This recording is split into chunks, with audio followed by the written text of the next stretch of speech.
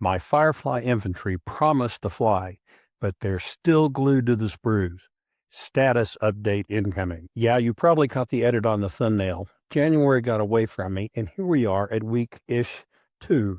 I keep moving things off my desk, but it just keeps getting filled up. As you can see, I'm slowly transitioning away from GW paints and moving to Pro Acryl. I will probably have that finished by the time I pass on at this rate. This is actually cleaned up after the holidays. If there's interest in my doing a review of the Hobby Zone organizer, drop a line in the comments. I have had this set up for about 6 months now, and there are some things I would do differently if I had to do it again. I am in the process of moving things around and pitching several non-plastic things I no longer have need for, so it's been a big project. My goal for next week is to finish up some of what you will shortly see. The big treat for me are the Legions Imperialis Sakarans, a Christmas gift from my son, fully magnetized and painted in a scheme of the only worthwhile Space Marine chapter, the White Scars. Next, let's move on to Konflikt 47. You can see my Warlord pile here, and it continues to grow. I've got the starter set and the British Commonwealth Starter Army. My focus for the next several months will probably be Konflikt 47, with some side forays into the Lord of the Rings.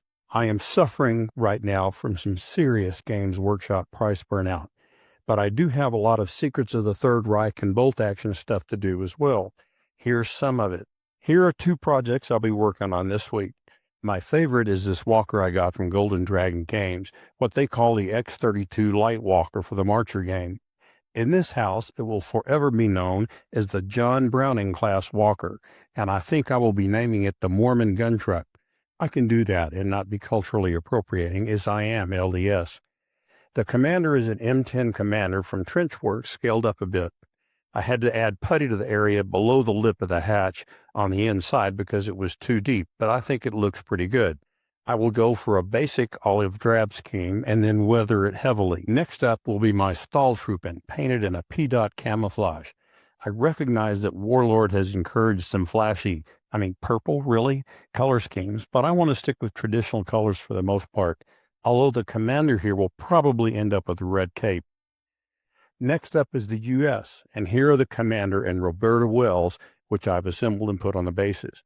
You'll note that I took the commander off that jagged peak jumpy thingy because I'm not a big fan of that. I'm going to do that with all of my Fireflies. Then I have a squad of Galahad Armored Infantry I sourced off of eBay. They were on the original bases, which I trimmed and placed on the lip bases. I'd started doing that with my Secrets of the Third Reich collection years ago, and I like how it looks. They came painted in this color, which I don't mind because I think it's pretty appropriate, but I'll need to find out exactly what it is. Next up, we have a Riftblood medic and officer from Kyoushuneko miniatures on My Mini Factory. Here they are next to the Stahltruppen officer and a Werebat, which they also produce, which I will use as a Nachjäger stand-in for a while. You can see how they stack up height-wise in this image. You have from left to right the Stahltruppen grunt, the Rift medic, and a Firefly commander. The Stahltruppen guy is noticeably larger. I rescaled the medic to get him roughly the height of the Firefly commander. In this next image, you can see 2 additional figures. These are stand-in Falcon infantry from Kyoushuneko. Kyoushuneko has some size disparity issues in some of their designs, it seems to me. 105% seems to be the best scaling for me in comparison to the others. I admit I did not worry too much about it, as I took the supported figures and just upscaled them because I'm doing tests with them.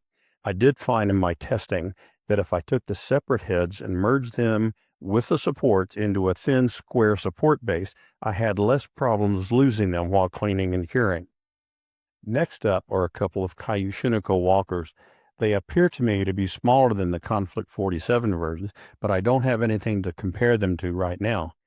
Much to my surprise, I pulled both of them into Lychee Slicer and printed, and only had a couple of user-caused issues.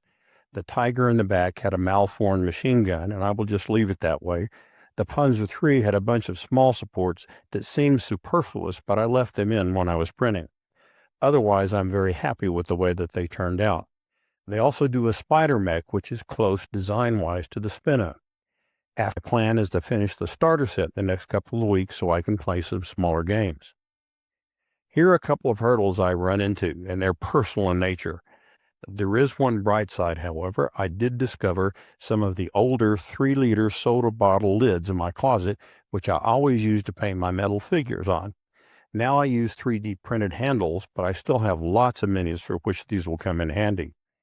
I have attempted to refine my brush storage, but now they are still in 4 places, even though my primary brushes are available and at hand. I also need to review what brushes I have for use, as I inherited a slew of inexpensive ones. I rarely throw away new brushes, as they can always be used for something. I need to look at the quality of the brushes I use on a daily basis and see which ones I need to replace. Another issue I have is that I have too many paints and brands. I have GW, Reaper's Master Series, Vallejo, Pro Acryl, and some other assorted brands stuck here and there. I have to do more cogitating on that to see if I want to get rid of them and start with one set, or keep them and just use them as I go. If anyone's interested, I can do a review of the Hobby Zone products. I like them, but it may be a value before someone makes a purchase in terms of what they can buy. I do have a couple of regrets and some things that I would do differently. Okay, let's wait and see what the next week will bring.